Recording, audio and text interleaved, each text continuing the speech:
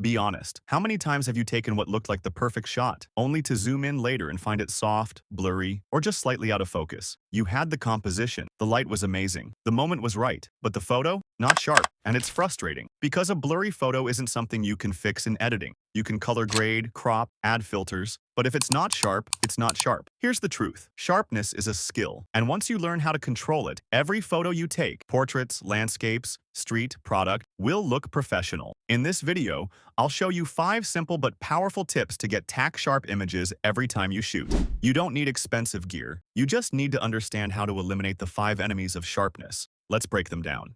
1. Master your focus point. Don't let the camera choose for you. Most beginners leave their camera on autofocus area, or face detection, and expect magic. But guess what? Your camera doesn't know what you want in focus. It might grab the background. It might grab the ear instead of the eye. It might just miss entirely. Take control. Use single-point focus, AFS, for still subjects and continuous focus, AFC, for moving ones. Manually move your focus point exactly where you want it. For portraits, that's usually the eye, always the eye. And if your subject is moving, track the focus. Most cameras now have eye tracking or subject tracking features. Use them. This alone will instantly boost your sharpness. 2. Use the right shutter speed, fast enough to freeze the shot.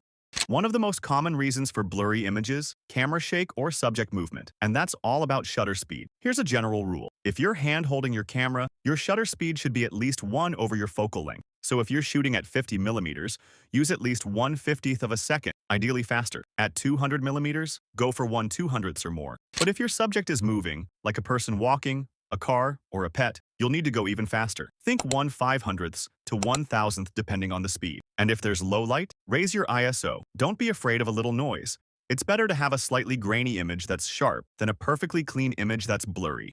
3. Stabilize your camera. Tripod, wall, body position.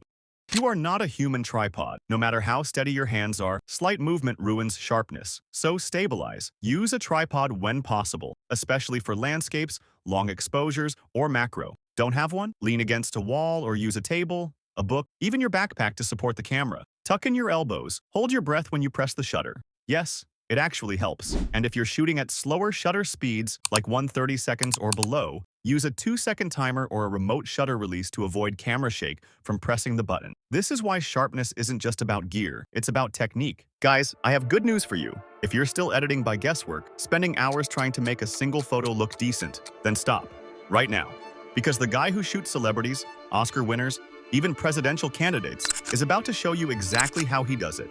From raw to flawless. From camera to client. Watch the video where he talks about the course himself. I've photographed everything from my friends and their family to world leaders and Oscar winners. And it's about time that I share with you my exact editing workflow. Meaning, how do I take the image from the camera and maximize its potential, which includes skin retouching? How do I edit color? And equally important, how do I deliver these images to my subjects or my clients? Like, how do you maximize the quality for either social media or online distribution or various printing needs? I'm going to show you literally everything that I do. Even the specific gear that I use that genuinely cuts my editing time in at least half. So this course isn't just about maximizing the quality of the image, but maximizing efficiency so you can have time to do other things, either making more images or having a social life. You know what? It's this simple. Ever since I started using the techniques that I show you in this course, I started sleeping. I know. So check it out and make your life a little bit easier, or significantly, and mine too. Please. 4. Learn the aperture depth of field connection.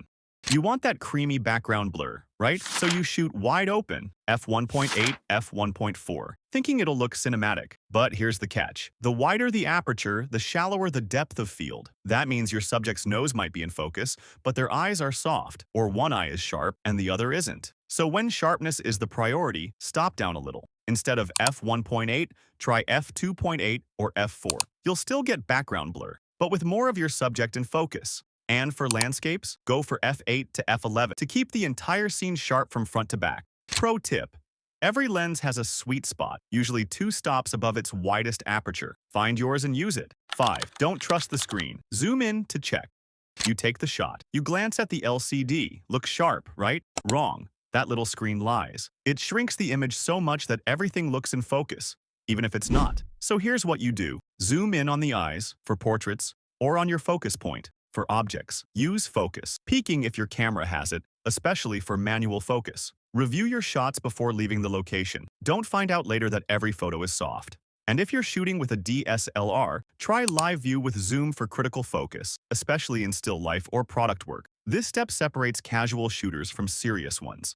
Sharpness isn't about luck. It's not about having the best lens or the newest camera. It's about knowing how to control focus, light, movement, and technique. You don't need magic. You need the right focus mode, the right shutter speed, a stable hand or surface, the right aperture, and the discipline to double-check. Master these 5, and your photos will instantly go from me to wow, no matter what camera you use. So next time you shoot, don't just hope your image is sharp. Make it sharp, because when every detail pops, your photo speaks louder.